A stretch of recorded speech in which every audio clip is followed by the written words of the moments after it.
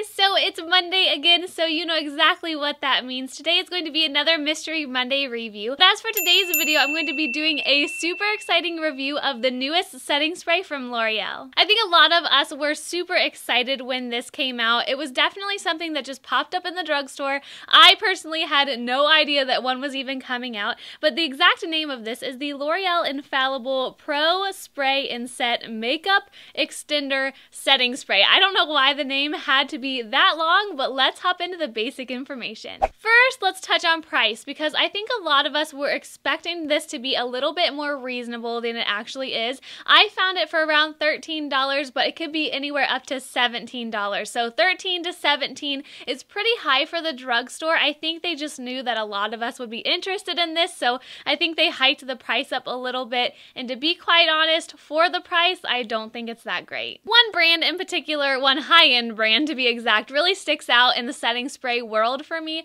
because Urban Decay has three very cult favorite ones. I have used the All-Nighter spray, which is just the one that's for every skin type. They do make one for oily skin, they do make one for dry skin, but somehow I just ended up playing around with the All-Nighter one, and I am very, very happy with that one. So in my specific video, I'll be comparing it to that, letting you guys know what I think. But going to the L'Oreal site, I have it pulled up on my phone, there were 3 bullet points that this claims, and one of them is that it locks in makeup for a just applied look all day. Also, it's a lightweight mist with a barely there feel, and also it's dermatologist tested and non-comedogenic. Getting into the directions, all it says on here is to shake well, hold 8 to 10 inches away, close eyes and spray 4 to 6 times in an X and T motion, and then just avoid spraying it directly in your eyeball. So I'm going to go ahead and demo this. I don't have it on right now, but I'm going to show you how easy it is to apply, and it's really nothing scary because I feel like a lot of people are like, oh my gosh, you're going to spray that on your face. It's really nothing too bad, so you just shake it up, and I'm going to try to make some pleasant faces while I do this, and then 8 to 10 inches away, I typically hold it about right here, and then I'm just going to spray it 4 to 6 times, kind of going this way and then this way, hopefully.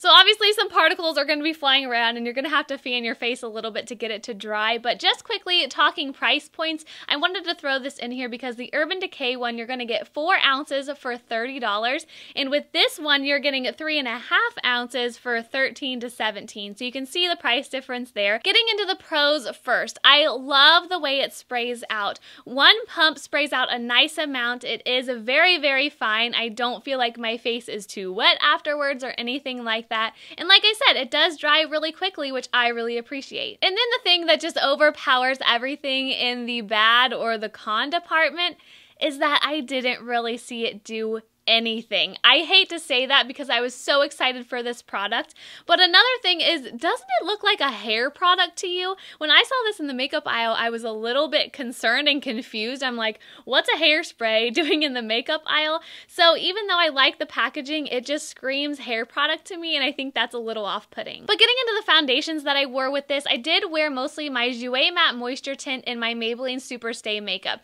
So both of those, because I do have dry skin, stay pretty well on my face. I mean, I don't really struggle with it melting off like some people with oily skin do, but like I said, I just wasn't super impressed with this. I was expecting to see at least something.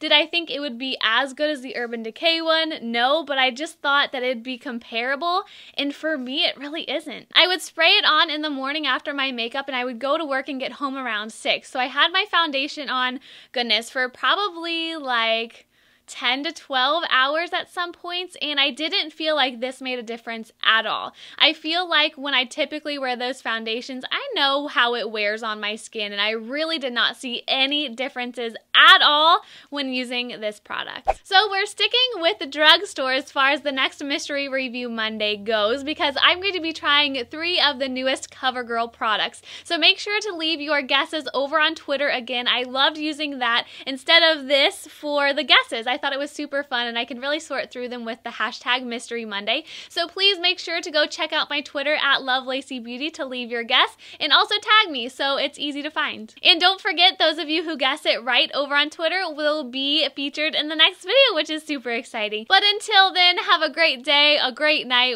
good morning, wherever you are, and I'll see you then. Bye, everyone.